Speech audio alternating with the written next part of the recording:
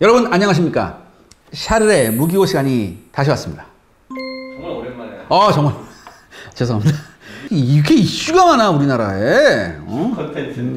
무기고 원래 여러분들을 가장 자주 찾아뵈야 되는 건데 정말 죄송합니다 여러분들. 예, 지난번에 일단 설문조사 한번 했었어요 여러분들한테. 그 설문조사에서 압도적으로 1위를 한 컨텐츠가 있었습니다. 바로 오늘 소개해드릴 러시아의 T-80U 전차인데요. 아무튼 이 설문조사에 많이 참가해 주셔서 정말 감사드립니다. T-80U 전차는 좀 우리한테 특별하죠. 의미가 대단히 특별하죠. 왜냐하면 96년도에 우리 군 역사상 최초로 운용한 비서방제 전차예요. 그것도 적성국 전차. 그래서 현재까지도 운용 중이고 우리 K2 전차에도 상당한 참고가 됐다는 그런 얘기도 있고요. 아무튼 육군은 대단히 만족했으나 어떤 정치적인 모종의 이유로 더 이상 도입이 불가능했다는 전차였습니다. 그럼에도 불구하고 이게 러시아제 전차 특유의 무엇인가가 있는 또 그런 전차, 아주 복잡한 전차예요. 많은 것을 생각하게 하는 그런 전차거든요. 그래서 러시아제 무기 팬들을 위해서 제가 오늘 정성껏 준비했습니다. 여러분들 T-80U 전차 지금 같이 한번 떠나보시죠. 근데 이 T-80U 전차를 설명하기 위해서는 T-64 전차의 설명이 전제가 되어야 합니다. 이제 1958년부터 이제 소련이 T-64 전차를 개발해요. 왜냐하면은 미국의 MBT-70이라는 이 전차 프로젝트하고 비교될 정도로 아주 첨단 기술의 결합체였던 전차가 바로 T-64 전차였습니다. 그러니까 이 60년대 기준으로 해서 125mm 활강포, 자동 장전 장치, 그 다음에 세계 최초로 복합 장갑을 실용화시킨 최첨단 전차였었어요. 근데 이 T-64 전차가 체구가 좀 작아. 왜냐하면 러시아제 전차가 특히 포탑을 좀 작게 만들려고 해. 피탄 면적 줄이려고. 그래서 계란을 반으로 쪼개는 것 같은 반구형을 많이 하거든 얘네가. 근데 좀 작은 체적에서 높은 출력을 달성하려고 얘네가 엔진을 찾다 보니까 뭘 찾았냐. 영국 치프텐에 들어갔던 대향 엔진이라고 있어요. 요 기술을 KGB가 스파이를 통해서 빼내왔다고. 근데 여러분 대향 엔진이라는 게 뭐냐. 한번 여러분 사진 보시죠. 이게 보시는 바와 같이 수평으로 위치한 두 개의 실린더가 서로 마주보고 움직이는 방식이에요. 기존의 디젤 엔진은 뭐야? V자형이죠. 실린더가 V자. 여기 기존 디젤 엔진 한번 보시죠. 기존 V형 디젤 엔진은 경사진 실린더 룸에서 이렇게 실린더가 왔다 갔다 하잖아요. 비교적 어떻게 체적이 커요. 엔진의 높이가 커요. 근데 대향 엔진은 두 개의 피스톤이 마주보고 움직이니까 엔진 높이가 낮단 말이에요. 동일 체적 내에 출력이 높아도 전차용으로 쓰기엔 아주 안성맞춤인 엔진이라고 기대를 한 몸에 받았었어요. 그런데 전차용으로 쓰기엔 아주 문제가 많았었습니다. 기술적 문제가. 그래서 영국의 치프텐 전차도 이 기술을, 이 엔진을 썼다가 말아먹었어요. 근데 요거를 스파이를 통해서 빼내온 소련이라고 뭐 별다른 수가 있었겠어요? 얘네 역시 말아먹습니다. 치프텐이 겪었던 동일한 고장에 시달려요. 그 다음에 이게 또 아직도 기술적 완성도가 높지 않다 보니까 뭐 내구성도 형편없었어요. 그래서 결국엔 T-64의 실전 배치를 늦게 되도록 만들었죠. 한마디로 이렇게 되면서 T-80 전차를 조기 개발하게 되는 원인이 됩니다. 아무튼 그래서 이 T-80 전차를 개발하게 되는데 좀 조기에 개발하게 되는데 근데 여기서도 엔진 문제가 만만치 않았어요 사실. 왜냐하면 기존의 디젤 엔진으로서 아주 강한 출력을 내야 되는데 이 디젤 엔진 가지고 출력을 높인다는 게 쉽지가 않아요. 당시 솔직히 말해서 독일 정도만 이게 가능했어요. 더군다나 소련 같은 경우에는 디젤 엔진 기술이 그렇게 높지가 않았었거든요. 더군다나 왜 강력한 엔진이 필요했냐. 일단 60년대부터 뭐예요? 대전차 미사일이 발달하기 시작해요. 소련이 이제 냉전 시대 때 소련의 전술이 뭐야? 한마디로 기갑 웨이브라고 전차 인해 전술. 전차 인해 전술이 아니라 전차 전해 전술이겠지. 이거를 쓰려고 했단 말이에요. 이러려면 뭐야? 아주 튼튼하고 출력이 높은 엔진이 필요하다. 확 쓸고 가야 되니까. 그래서 고출력 디젤 엔진을 개발하지 못한 소련의 선택은 뭐였냐면 미국하고 똑같이 가스터빈 엔진을 쓴다 이거였어요. 1960년대 레닌그라드 키모프 트랙터 공장에서 나온 이제 가스터빈 엔진이 있었거든요. PD-1000이라고 이름 붙여진 가스터빈 엔진. 이게 1000마력짜리예요. 이 엔진을 테스트하기 시작했는데 근데 이 사실 여러분 이 가스터빈 엔진이라는 게 흡기하고 배기 시스템이 상당히 복잡해요. 그 다음에 결정적이에요. 무엇보다 연비가 정말 안 좋아요. 정말 연비가 엄청나게 안 좋거든요. 그래서 이거 포기할까라고 했는데 얘네가 또 정보를 입수해요. 스파이를 통해서. 뭐냐? 미국이 차세대 전차로 개발하고 있는 전차가 M1 전차인데 이 M1 전차에 가스터빈 엔진이 채용될 가능성이 높다는 정보를 입수해요. 그러니까 소련 입장에서 보면 뭡니까? 디젤 엔진 개발도 지지부진한데 미국이 지금 가스터빈 엔진을 탑재해? 그럼 뭐야? 어쩔 수 없다. 우리도 가스터빈 엔진으로 나가자.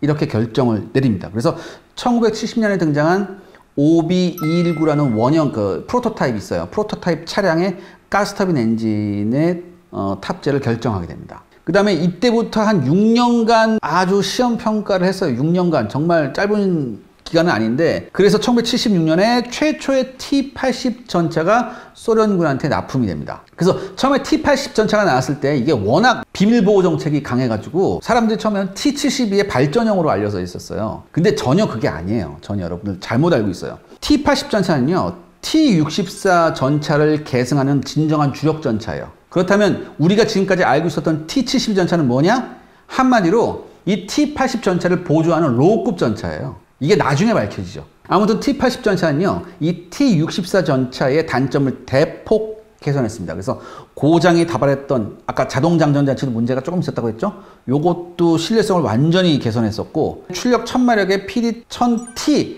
가스터빈 엔진을 탑재하고 아주 고기동성을 발휘할 수 있었습니다. 그 다음에 주포는 T-64 후기형하고 동등한 52 구경장의 125mm 2A46 활강포를 장착했고요. 여기에 사정거리가 4,000m에 달하는, 사정거리가 4km예요. 사정거리 4km짜리 대전차 미사일도 발사할 수 있었습니다. 자, 그렇다면 지금부터 각 항목별로 한번 차근차근히 살펴보겠습니다. 일단 방어력부터 한번 볼게요. 대단히 획기적이군요. 왜 그러냐? 이 T-80U의 이 장갑은 독특하면 이게 복합 장갑이에요. 어떤 복합 장갑이냐면은 경도가 다른 여러 방탄강을 티타늄 같은 경량 소재로 하고 이제 같이 이렇게 여러 장 섞은 거예요. 그 다음에 중간부에 세라믹 조각들 있죠. 세라믹 펠릿 같은 것도 충전해서 같이 넣어놨어요. 주 장갑의 구조도입니다. 바깥쪽 까만색 방탄 주강, 그 다음에 경도가 다른 금속층, 그 다음에 세라믹 필렛, 다시 방탄 주강, 그 다음에 파편 방지 라이너까지. 이게 진정한 뭐 복합 장갑이라고 할 수 있을 정도인데, 이게 엄청나게 우수한 장갑입니다. 경도가 지금 다른 두 장의 금속을 지금 겹쳐놨잖아요. 이럴 경우에는 이제 현대 외 날개 안정 분리탄이라는 대전차 탄이 있어요. 보통 APF SDS라고 하는 건데, 이 탄이 관통할 때 이렇게 경도가 든 두 장의 그 금속판을 붙여놓으면요, 이게 흔들림이 발생한대요. 흔들림이 발생하면은 관통력이 떨어집니다. 또 하나, 이 뒤에 세라믹 펠릿이죠. 세라믹 조각들의 펠릿이 있거든요. 또 이 세라믹 펠릿이 높은 경도가 있어요. 그렇기 때문에 이 APF SDS 탄이 관통을 시도할 때 파쇄 및 충격 효과가 있다고 해요.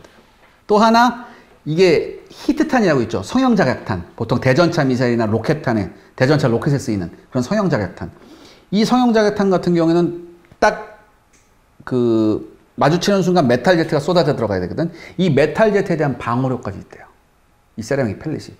그러니까 한마디로 이 T-80U의 주 장갑이 대단히 우수한 장갑이었다는 얘기입니다. 그러니까 이 서방제 장갑하고 한번 비교해 볼게요. 이 서방제 장갑은요, 서방제 복합 장갑은 보시면 안에 주로 뭐가 있냐면 세라믹 타일이 들어가 있어요. 그러니까 세라믹 타일을 아주 촘촘히 넣어놨어요. 그래서 세라믹이 전체 장갑의 약 70%예요. 이렇게 세라믹이 촘촘하게 들어가면은 대전차 미사일이나 대전차 로켓 같은 이런 히트탄에는 강하대요. 그 반면에 APF SDS 탄 같은 그 날개 안정 분리탄에는 불리한 점이 많다고 하더라고요. 그래서 미국이 나중에 뭘 개발하냐? 열화 우라늄 장갑을 개발하는 이유가 바로 이겁니다. 이 세라믹 타일 가지고는 APF SDS 탄을 막기가 역부족이었고. 정리해서 다시 말씀드리면 서방제 복합 장갑은 주로 세라믹을 그냥 껴넣는 방법이었고, 러시아 때는 뭐예요? 경도가 다른 금속 판을 넣고 그 뒤에다 세라믹 펠릿이라고 해서 세라믹 조각들을 여러 가지 적층한 걸 또 껴놨다는 얘기예요. 서방장은 조금 달랐어요. 그러니까 전체적으로 보면 그럼 T-80의 장갑이 날개 안정 분리탄이나 히트탄을 다 효과적인 그런 장갑이냐? 그렇진 않아요. T-80U의 이 복합 장갑은 주로 날개 안정 분리탄의 방어에 초점을 뒀어요. 그래서 일단은 바깥쪽에 있는 경도가 다른 두 가지 방탄판이 뚫리게 되면, 예를 들어서 그 히트탄 같은 거에서 뚫리게 되면은 방어가 조금 곤란해요. 중간에 세라믹 펠릿이 있는데도 불구하고 세라믹 펠릿 중간중간에 공간이 있기 때문에 조금 히트탄에는 조금 약하다고 하더라고요. 그래서 T-80U가 바깥쪽에 뭘 많이 설치했냐면은 반응 장갑을 많이 설치했어요. 그 히트탄에 대응하려고 해서. 그런데 그럼에도 불구하고 반응 장갑이 없더라도 T-82U 같은 경우에는 600mm 수준의 히트탄 방어 능력이 있대요. 그러니까 웬만한 대전차 미사일의 정면 직격은 견딘다 이거죠. 정면에서의 직격은 견딘다. 실제 98년에 우리나라 국방과학연구소 차기 전차 논문에서 T-82U의 방어력에 대해서 다음과 같이 평가를 합니다. 뭐라고 나와 있냐면은 반구형 방어 구조 중 우수한 방어 구조인 T-82U의 방어 효율은 K1 전차의 방어 구조보다 우수하고 서방형 최신 전차, 즉 3.5세대 전차, 3.5세대 전차의 방어 구조와 비슷할 것으로 생각된다라고 나와 있어요. 그러니까 T-82U의 이 장갑이 얼마나 우수한지 알 수 있죠. T-86이 나왔을 당시에 직전에 있었던 전쟁이 뭐였다면 중동전이었어요. 그러니까 중동전에서 소련제 대전차 미사일하고 소련제 RPG에 정말 많은 이스라엘군 전차들이 깨졌잖아요. 전부 다 미제였다고, 미제 영국제였다고. 그러니까 여기서 미국이 충격을 받은 거예요. 그래서 차기 전차에서 그 장갑을 선택했을 때 히트탄 방어에 대한 그 개념을 정말 많이 도입을 했었어요. 원래 포 성능은 서방이 나았었거든. 비슷한 체급에서 러시아제 전차들이 구경이 조금씩 더 큰 거 아시죠? 미국이 105mm 전차포 썼을 때 소련은 뭐였었어요? 115mm 전차포 쓰고, 미국이 120mm 전차포 쓸 때 소련은 125mm 전차포 씁니다. 이유가 뭔지 아세요? 서방제보다 전차포나 전차포탄의 기술이 딸리기 때문이에요. 그래서 한 둘레 더 큰 거 썼어요, 항상. 그래서 당연히 그렇다면 뭐예요?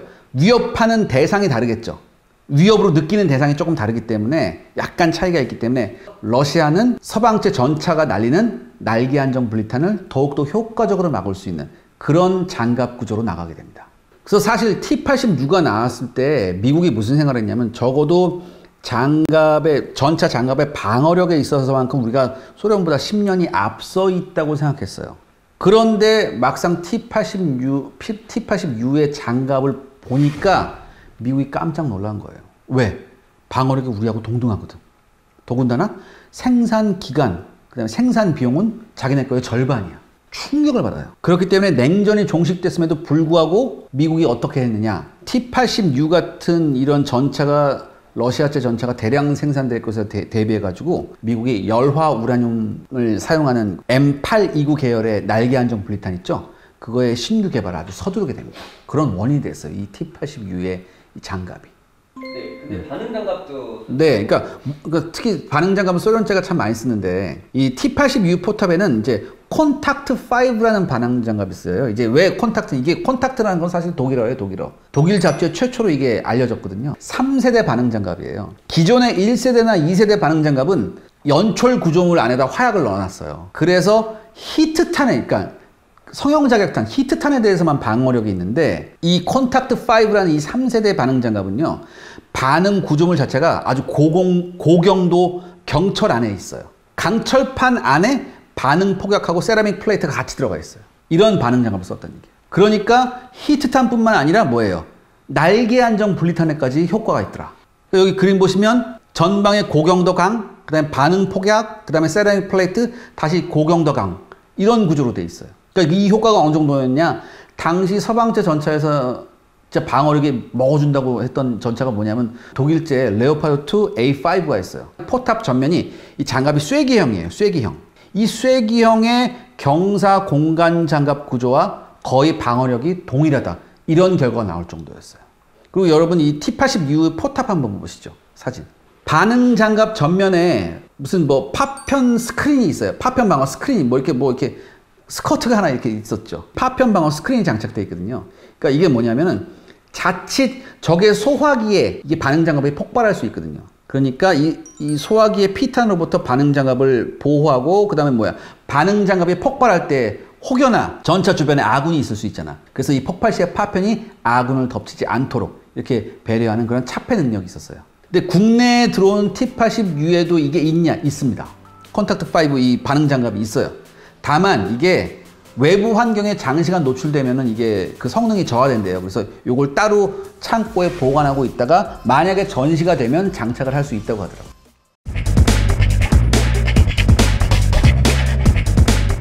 그렇다면 네. 공격을 해야 되잖아요. 네. 무장 한번 보겠습니다. T-82U의 화력의 핵심이 52 구경장 125mm 2A46M1 활강포예요. 그러니까 이게 T-64에 탑재되었던 그 활강포의 개량형인데 그 기존의 그 125mm 활강포에 비해서 약 25% 정도 정확도가 향상됐다고 하네요. 그러니까 과거에 서방 측은 뭐라고 평가했냐면 125mm 포하고 탄약에 대해서 소련의 금속 야금 기술이 부족하다. 그래서 장거리에서 명중률이 떨어진다고 언급을 했어요. 그러니까 이 근거가 뭐였냐면은 왜 중동 이스라엘 통해서 T-72 같은 거를 노획할 수 있었어요. 미국이. 그래서 이제 특히 시리아제 T-72를 노획해서 이렇게 이스라엘을 노획한 걸 분석을 했거든. 아주 그냥 성능이 형편없는 거예요. 그래서 이 소련 애들이 이게 별거 아니구나라고 했는데 여기에 함정이 있었죠. 이때 소련이 시리아에 판 T-72는요 엄청난 다운그레이드형이에요. 수출형 완전 다운그레이드, 싸구려 다운그레이드형이었어요. 그래서 러시아군이 현역에서 쓰는 T-80이나 T-70M 같은 경우에는 이게 해당이 안 돼요. 근데 그걸 몰랐어요.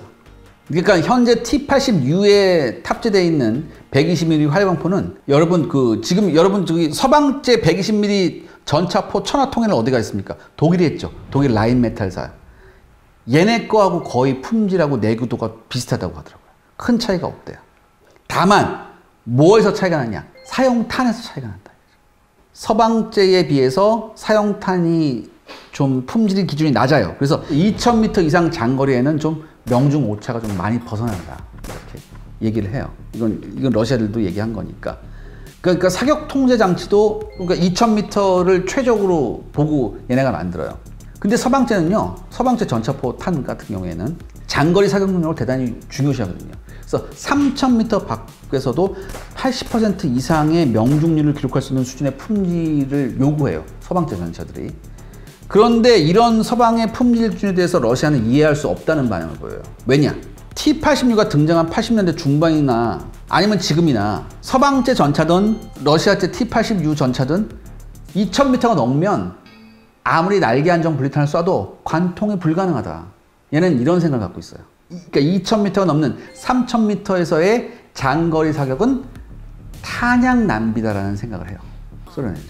그래서 전차탄의 품질을 조금 떨어뜨려도 2000m에서 충분히 효과가 있으면 된다. 이런 생각을 가지고 있어요. 이런 개념으로 탄을 생산하기 때문에 탄 가격이 서방제에 비해서 3분의 1로 떨어집니다. 그렇다면 3000m 이상은 어떻게 상대를 하냐? 그것을 위해서 개발한 게 뭐예요?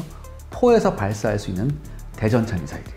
그러니까 적을 맞힐 때 운동 에너지 탄으로 타격을 주느냐 아니면 미사일과 같은 화학 에너지 탄으로 타격을 주느냐 이 차이예요. 아무튼 이런 개념 때문에 무장 시스템의 단가를 상당히 떨어뜨릴 수 있었거든요. 이 T-80U가. 그런데 이게 수출 시장에서 문제가 돼요. 왜냐하면 이걸 가지고 악선전을 했거든, 서방에서.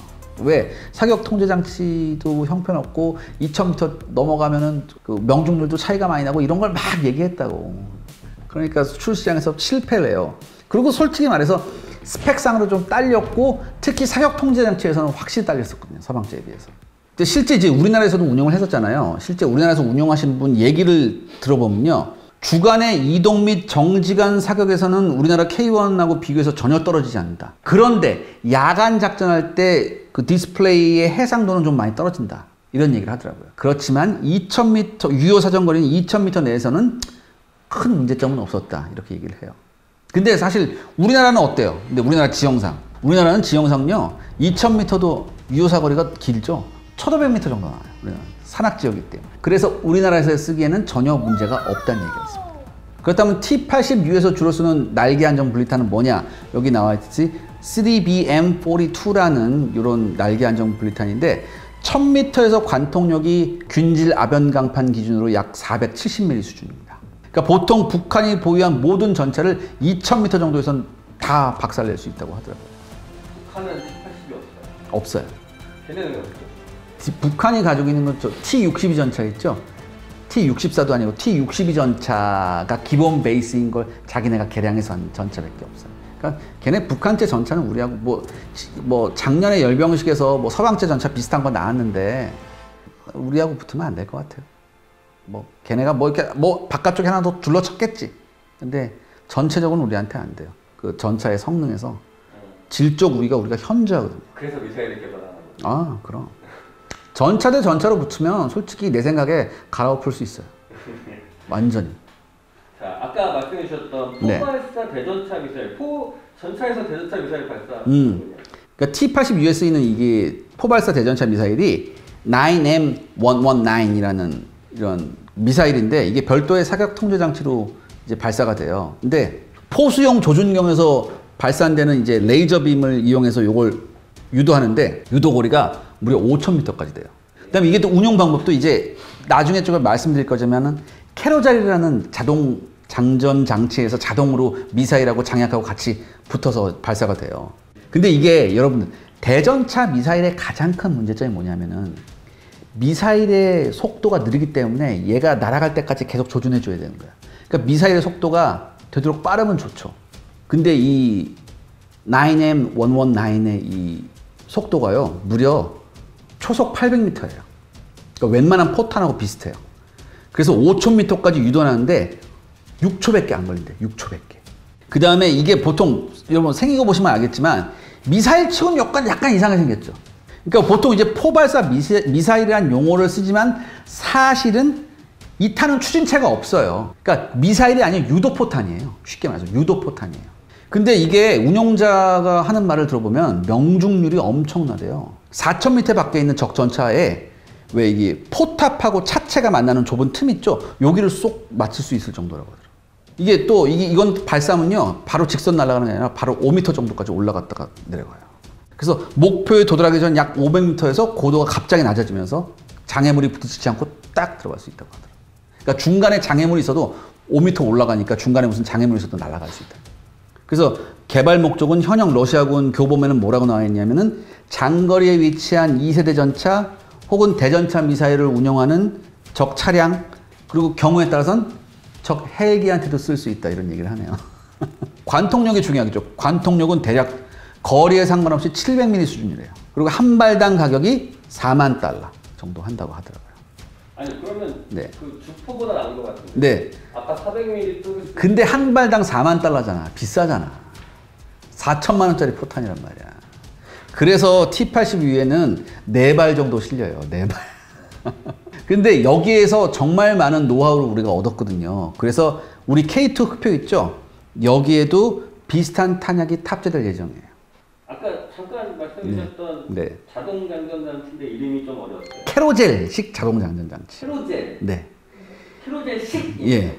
캐로젤 자동 그냥 캐로젤 자동 장전 장치야.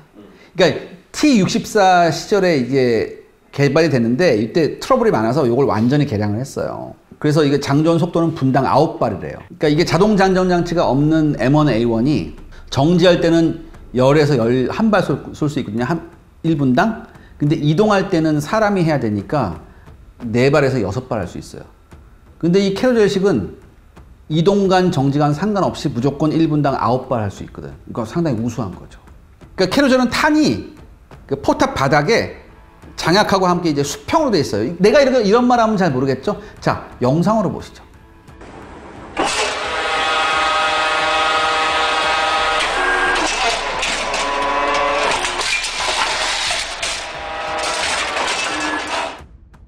특히 이제 한국군이 이걸 운영해 보니까 이 캐로젤 장비에 대해서 엄청나게 좋은 평가를 내렸어요. 일단 고장이 안 났대요. 그 다음에 K1하고 비교해서 이동간 사격 시에 장전 속도에서 몇 배나 빠르더라. 우리 K1 아직도 뭐야? 사람이 장전하잖아. 근데 이동할 때는 확실히 불안정할 거 아니에요. 근데 캐로젤은 이동할 때도 확실히 빠르게 할 수 있더라. 포탄 탑재수는 총 45발이에요. 그래서 28발이 자동 장전 장치에 있고 나머지 17발이 조종수석 측면에 탄약 저장고에 탑재가 되어 있어요. 근데 이런 게 있어요. 이게 냉전 시대 때 개발됐잖아요. 그래서 T-80U가 정면하고 측면에 그 장갑이 핵심부예요. 거기에 장갑이 방어력이 되어 있는데 이게 캐로젤 장치가 만약에 적탄이 뚫고 들어오면 이게 유폭될 가능성이 되게 많대요. 그래서 러시아제 전차들, 자동 장전 장치를 탑재한 러시아제 전차들의 파괴되는 장면 보면 유독 뚜껑이 많이 날아가요. 또 하나, 이게 지금 바닥에 이렇게 돼 있잖아요. 바닥에 쭉 이렇게 이제 원형으로 쭉 지금 돼 있잖아요. 포탄이. 네. 근데 이렇게 되니까 이 날개 안정 분리탄 발달에 큰 장애물이 돼요. 왜냐하면 이 캐로젤이 개발될 때는 1970년대만 해도 이 날개 안정 분리탄, 즉 APF SDS 탄의 길이 대 직경비가 겨우 12대 1밖에 안 됐어요. 그러니까 그러니까 장약을 따로 분리하니까 이게 충분히 됐는데, 근데 봐봐, 관통자가요, 관통자 길이가 길면 길수록 관통력이 좋아지거든요. 그러니까 여러분, 이 APF SDS 탄의 관통자 길이 변화 보세요. 처음엔 짧았다 가면 갈수록 뭐야, 얇아지면서 길어지죠. 길수록 뭐야, 관통력이 우수해지거든요. 근데 캐로젤식은 이렇게 되면 어떻게 하겠어요? 길이 대 직경비가 제대로 안 나온단 말이지. 요즘 APF SDS 탄은 보통 25대 1이에요. 그 다음에 미국제 신형은 30대 1이에요. 신형 우라늄탄 같은 경우에. 그러니까 일정한 길이밖에 제공하지 못하는 캐로젤 자동 장전 장치는 심각한 화력 부족을 가져올 수 있죠. 기존의 탄밖에 못 쓰니까. 신형 탄을 못 쓰니까. 긴 탄을 못 쓰니까. 이해가시죠? 수동으로 발사하면 되잖아. 그러니까 그 수밖에 없어요. 수동을 신형을 하려면 수동으로 해야지. 그럼 뭐야? 근데 봐봐. 캐로젤에는 28발이 들어가고 옆에 측면에 17발밖에 안 들어가잖아. 그럼 캐로젤을 다 못 쓰고 측면밖에 써야 되는데, 그렇다면 뭐야? 사용할 수 있는 탄이 17발밖에 없다는 얘기죠. 자, 엔진을 바꿨잖아요. 네. 이제 좀 아까 엄청 빨리 간다고 말씀하셨던 것 같은데 네. 기동력이 좀 많이 좋아졌나요? T80U에는요, 개량된 그 가스터빈 엔진이 탑재됐어요. 이게 무려 1250마력짜리 GTD1250이라는 가스터빈 엔진인데, 이게 나토군하고 만약에 전면전이 붙었을 때 아까 말했잖아, 기가 웨이브로 신속하게 돌파해야 된다. 그러니까 시속 74km까지 된다. 전차가. 그러니까 디젤 엔진하고는 비교할 수 없는 빠른 가속력이 있었다는 거지.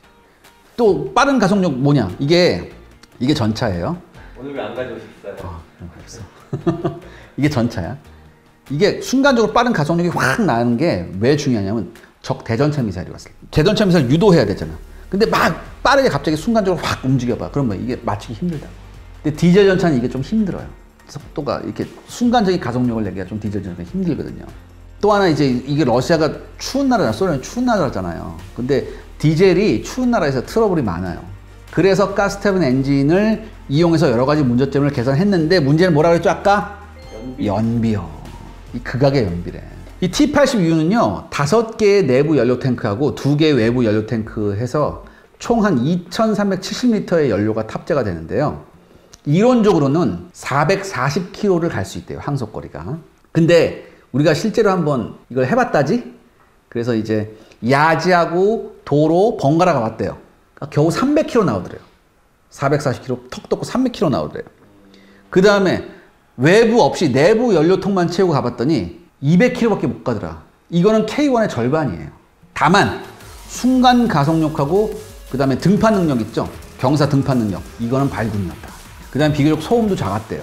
그 다음에 이게 여러분 또 이게 있어요. 서방제 전차는 조정이 뭐냐면 핸들식이에요. 자동차 같이. 핸들식이거든. 근데 T80은 아직도 러시아식 레버 양쪽에 2개 있는 거 있죠? 이걸로 이렇게 하는 거예요. 그래서 처음에는 이게 좀 익숙하지 않아서 고생을 많이 했다고 하는데 뭐 금방 익숙해졌다고 하더라고요. 그 다음에 이제 수중 도하할 때는 5m짜리 이제 슈노켈을 해가지고 하천도 도하할 수 있다. 이 시스템은 어떻게 했어요? 우리 K2에 그대로 이 아이디어가 적용이 됐죠. 그러니까 전체적으로 기동성에는 불만이 없지만 연비 때문에 너무 힘들다 이런 얘기가 나왔다고 하더라고요. 또 하나 이제 왜 전차 내부 공간 얘기를 해야 되잖아요. 내부 공간의 편리성은 역시 우리나라 K1 전차가 좀 높은 평가를 받았는데 T80U에 비해서. 근데 하다 보니까 뭐 별로 크게 뭐 불편한 것도 없더라 이런 얘기도 나왔어요. 그래서 T80U에 따로 탄약수가 존재하지 않았었어요. 그래서 전체적인 운용성이나 내부 생활면에서는 K1보다 T80U가 더 낫다는 얘기도 있었어요.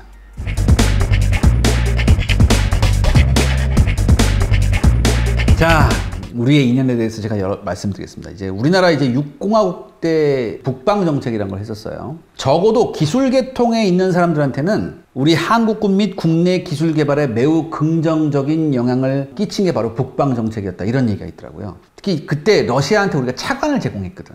한참 러시아가 돈 없었을 때. 그때 야 우리 주제에 무슨 차관을 주냐 막 그랬었어. 근데 이런 차관 제공 덕분에 우리가 나중에 러시아군의 최고 기밀상이었던 무기들을 우리가 받을 수 있었어요. 그래서 그 무기들을 받고 그 무기들의 노하우를 우리가 왜 우리가 외국제 무기들 오면 못 뜯어보는 경우도 많잖아요. 근데 다 뜯어봤어요. 여기에서 얻은 기술로 우리가 나중에 신공이나 천공 같은 지대공 미사일, 그 다음에 K2 전차 같은 첨단 한국형 무기를 만들 수 있었어요. 그러니까 러시아라는 존재가 아주 강하게 깔려 있었어요. 우리의 신형 무기들에는. 아무튼 이 T-86 전차가 1차 불곰 사업이라는 이름으로 1995년에 도입이 결정돼요. 그러니까 1차 불곰 사업의 내용은요, 2억 1천만 달러에 해당하는 T-86 전차 30세대, 그 다음에 BMP-3 보병 전투차 30세대, 그 다음에 메티스 M 중거리 대전차 무기 70기, 그 다음에 이글라 견착식 대공 미사일 50기를 구입하는 거였어요. 이게 차관 대신에 받는 거야, 물건으로 우리가 빌려준 돈 대신에 받는 거야. 그러니까 이때 도입된 T-86의 대당 가격이 한 대당 대략 200만 달러였대요. 비싸다는 얘기도 있었는데 이 T-86 전차가 가지고 있는 어떤 정치적, 기술적 효과에 비하면 완전 껌값이었죠. 여기서 이제 카더라가 나오는데 이게 도입이 결정됐잖아요. 김정일이 밤에 잠을 못 잤다. 그래서 북한 공무가 이 대응책 때문에 한동안 또 이 90년, 97년이면 어떤 때야 북한이? 고난의 행군 시절이었다고. 그래가지고 얘네가 뭐 죽을 똥살똥 했었어요, 진짜. 그리고 또 하나, 이게 한국군의 전략 증강 의무보다 더 큰 게 있어요. 뭐냐? 러시아가 최첨단 무기를 한국에 수출할 정도로 한국과 러시아가 친밀해졌다는 얘기야. 이건 북한 입장에서는 속이 뒤틀릴 일이죠. 게다가 여러분들, 북한은 이 이후로 러시아제 무기를 수입을 잘 못해요. 그게 우리 때문이에요. 그러니까 우리하고 관계가 있었기 때문에 좀 러시아제 무기를 도입하는 게 여의치 않아져요, 북한이. 실제 1996년에 T-86의 수입을 기점으로 러시아는 북한에 대한 공격 무기 및 부품에 대한 수출을 중단합니다. 공격 무기에 한해서. 그러니까 방어용 지대공 미사일 이런 건 빼고. 그래서 북한군의 전력이 급격히 낮아져요. 여러분, 예를 들어서 T-70이 팔아야 될 거 아니야, 북한한테. 지금 북한 T-60이 쓰고 있다니까. T-70에도 못 쓴다니까, 걔네들.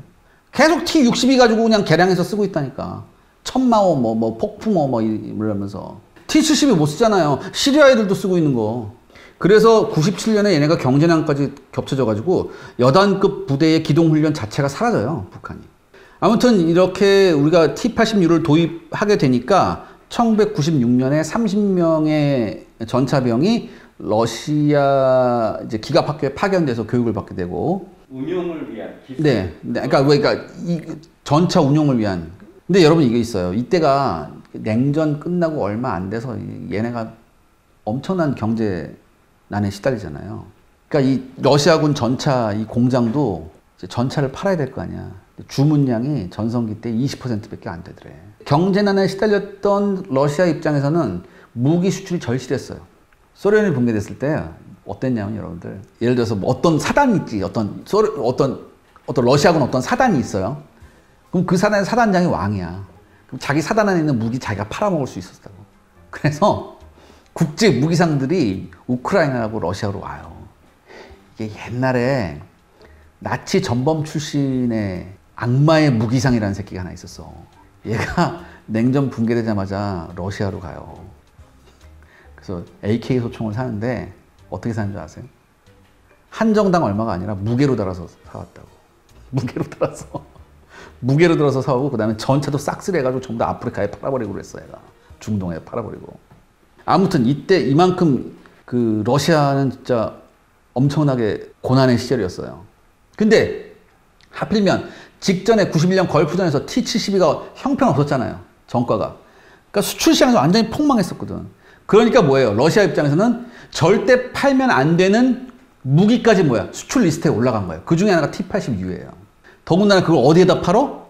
대표적인 친미 국가인 한국에 판다는 얘기죠. 그래서 이 T-86가 우리나라 여러분 아시죠? 제가 아까 말씀드렸듯이 러시아는 외국에 무기 팔 때 어떻게 확 다운그레이드 시켜서 팔거든요. T-86 우리나라 들어올 때 러시아군하고 똑같은 사양으로 들어와요. 다운그레이드 전혀 없이. 러시아 인력들이 우리나라에 들어와가지고 이제 시스템 점검해주는 러시아 인력들이 있었을 거 아니에요. 얘네가 러시아 애들이 더 놀랐대, 이 인력들이. 야, 우리 1성급 부대하고 똑같은 장비 들어왔네? 다운그레이드 없이? 얘네가 놀랐대요. 지금까지 얘네가 해외 파견되는 러시아 인력들이 봤던 거는 저급품이었거든. 근데 한국에 와서 보니까 이거 자기네가 쓰는 거 똑같이 보니까, 이게 뭐야? 똑같은 거 들어왔네. 다운그레이드 1도 없네. 아무튼 근데 이게 러시아 장비였으니까 우리가 생소했을 거 아니야. 그래서 처음엔 조금 숙련을 위해서 좀 고생을 좀 했다고 하네요. 어쩔 수 없잖아요. 그건 당연하죠. 근데 이거를 국내 방위산업 관련자들이 좀 악용을 하죠. 러시아제 장비에 문제가 많다 이런 식으로. 왜? 자칫 잘못하면 미래의 라이벌을 만들 수 있었거든. 실제로 T-82U를 써보고 나니까 너무 성능이 좋아가지고요. 우리 육군이 대량 구매를 검토했어요. 진짜로. 그래서 다시 한번 여기서 로비가 들어가죠. 들어온 지 얼마 안 된 장비의 숙련도 부족을 장비의 결함으로 둔갑시켜서 정말 막 악성 자료를 많이 뿌렸다고 하네요. 근데 실제 T-82U를 담당했던 인원들이 한결같이 뭐라고 말했냐. T-82U는 고장이 잘 나지 않는 우수한 장비. 매뉴얼에 정해진 대로 기본만 지키면 고장이 안 났고 운영한 지 몇 년 지났지만 작동 불능 같은 심각한 고장이 단 한 번도 없었다. 이런 얘기 하더라고요.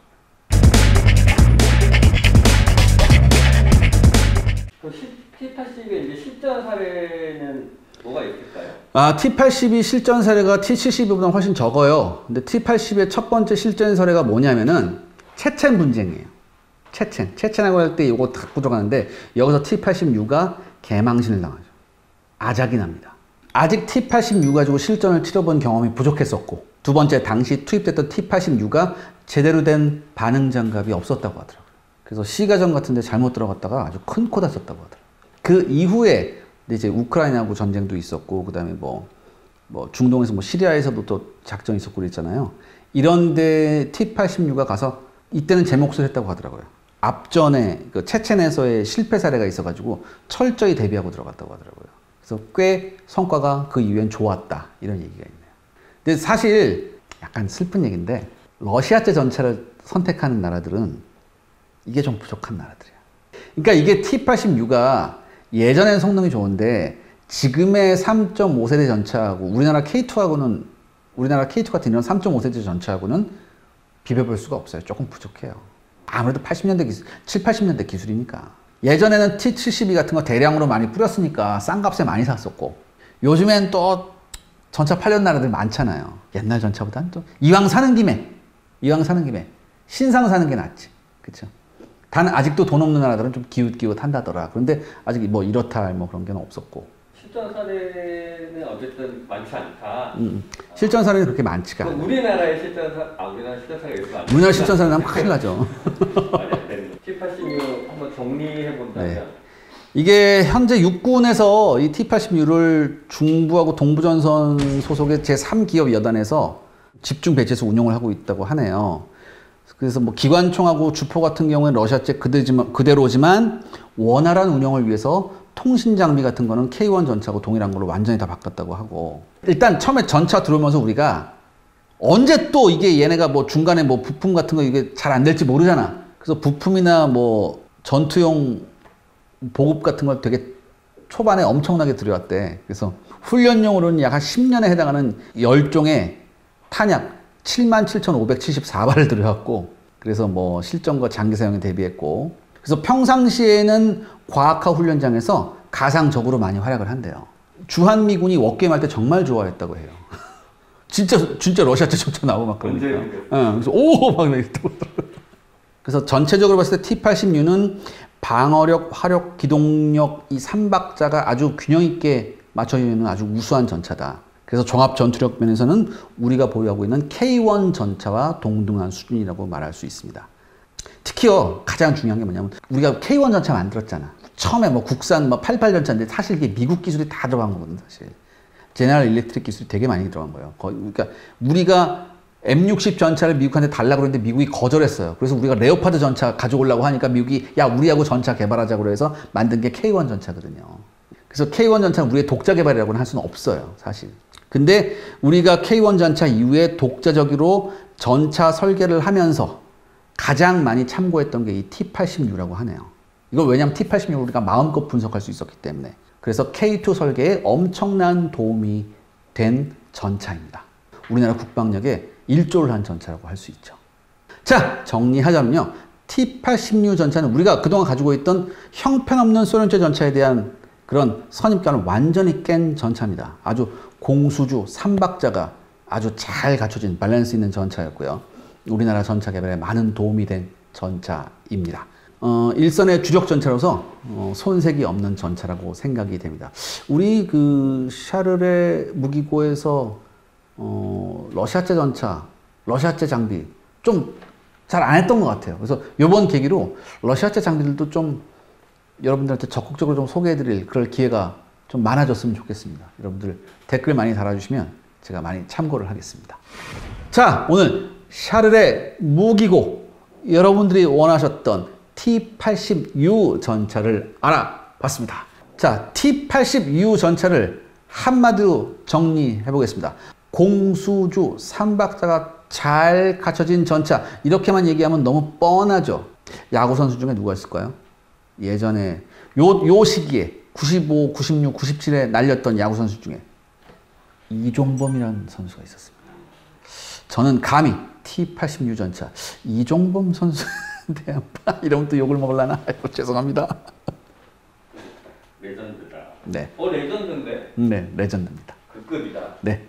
그러니까 이게 전차를 많이 운용해보고 실전에 나가는 거하고 그렇지 못하는 거하고 그리고 전차는요, 절반이 뭐냐? 전차번의 운용 능력이에요. 아무리 거지 같은 전차를 줘도 전차번의 운용 능력이 뛰어나면 전혀 다른 결과는 중동전이 그렇잖아요. 자, 여러분들 명절이 다 지나고 말았습니다. 다시 한번 추스리시고 이제 설날을 향해 갑시다. 감사합니다.